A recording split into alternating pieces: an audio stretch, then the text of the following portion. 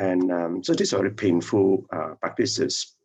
But the point is, the reason why they go through that is that they want to abide in a non-arising. So they're actually very, very detached. And some practices, you can still see them around in India. If you go to a pilgrimage trip, you'll face some of these ecstatic practices around. Seeing the nature of wondrous existence, they enter the Buddha's understanding and views. And this is the part that that they have not realized this. So then that's how Kassapa went to follow the Buddha. And that's also an interesting conversation between Mahakassapa and Buddha before Mahakassapa entered the Buddha's encounter with Mahakassapa. So with faith, they realize the inner nature and transmit the Buddha Dharma to us. So the important point, just to understand this part of it, is they're free of the mind of greed and attachments and without any afflictions. So Mahakassapa was actually born in a wealthy Brahmin family. In fact, a number of all these practitioners, they are born in great wealthy, noble families. Even in China, same as Guru Qigong. So these are the past merits that they have brought into their life. So he practiced the samadhi of complete cessation, and so he brought his mind to cessation. Nothing in his external condition will attract his six roots. So that was his power, was his practice. So no attachment to material things, eating the worst food, and nothing could defile him. Now, this thing about sky barrier, they still practice, especially from the Vajrayana practitioners in Tibet. And so they have sky barrier, they have water barriers. Obviously, for us, we're all very familiar with the ground barrier. And so sky barrier, they actually leave the body and they feed, and the birds will feed on the bodies. And I think this is also being practiced by the Parsi Indians as well.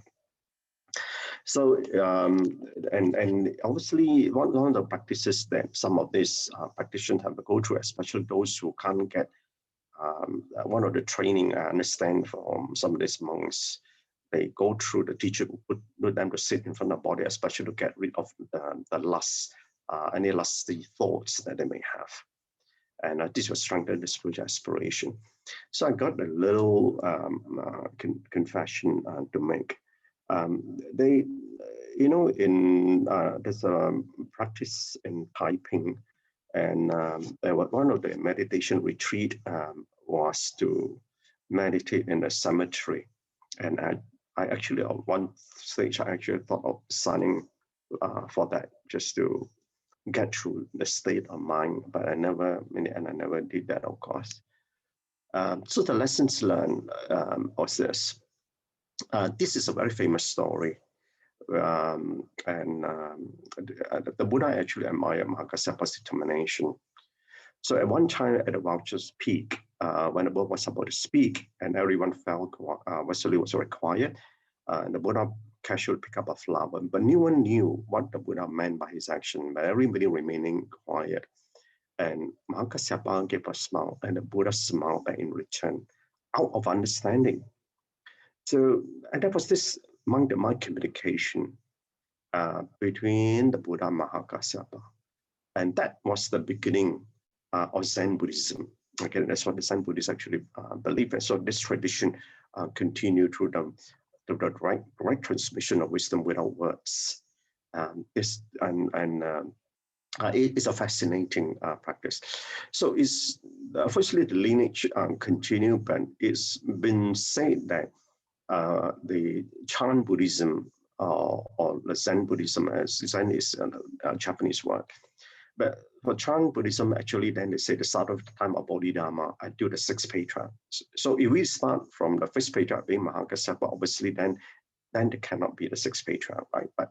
But that's the way we understand it.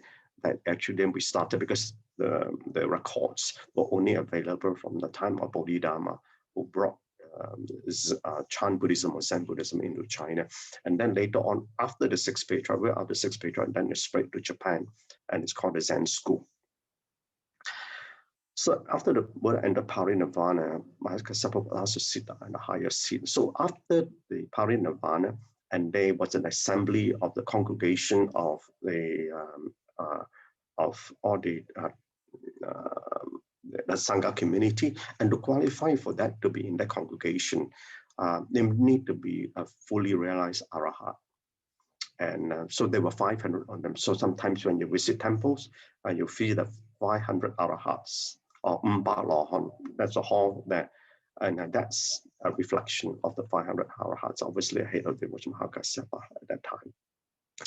So then he was entrusted to pass the Buddha's bowl and robe. And now I know that the Transit say cock foot mountain is actually chicken foot mountain. Okay. Now, and it's waiting for Maitreya to come, and I've been there. It's not an easy place to go. I have to trek up on a horse up in the mountain. And actually, incidentally, I was planning to go there again this year, but because of the lockdown, otherwise around this time of the year, I would have been there. So that was also another place that I'll be visiting soon after the lockdown. This is where the Chicken Foot Mountain is. So contemplation, very short. Huh? In the stillness of the mind, and this is what it is. All this contemplation is a reflection of the state of mind of Mahakasapa in silence. There's nothing to show. Yet there is plenty to see.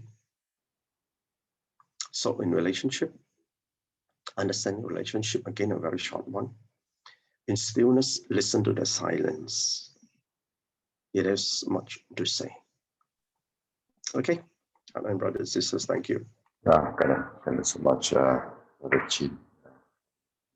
Very summary and insight. Yeah. Yes, before BrotherChin and Sister Kapin leave us, can we all take a group photo on your video? Yeah, I think BrotherChin need to bring us to the chicken mountain or chicken foot mountain. In Canada it's called Kai Chok San. Kai Chok San. Kai Chok San, or Mandarin is called Chi Chu. Oh, Chi Chu San. Oh, Chi Chu San. Yeah. You heard of it, right?